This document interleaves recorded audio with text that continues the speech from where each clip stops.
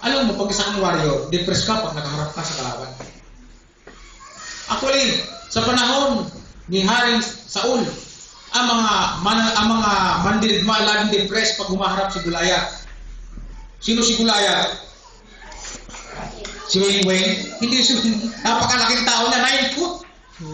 At sabi niyo, kayong mga ungas kayo, kayong mga Israelita, manap na lang kayo ng panlalaban sa akin at kung matalo ako, alipin niyo kami. Ay sabi ng mga sundalo,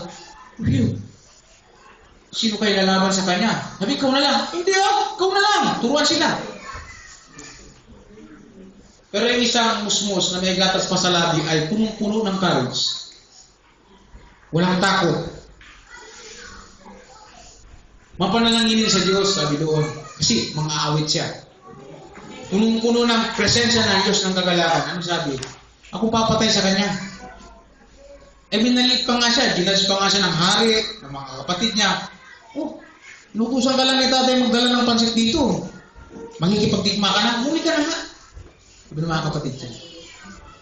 So makikita natin ang depression as a Christian ay pwede nitong ibagsak ang ating pakikipagdigma sa ating buhay Christian. Pero kung isa ka mananampalataya, magkakaroon ka ng kapayapaan sa iyong mga panahon ng iyong buhay. So ang prayer is a solution na makakatulong sa atin para tayo makipagdigma. Kaya sabi mo sa katabi mo, tuloy ang laban pag may panalangin.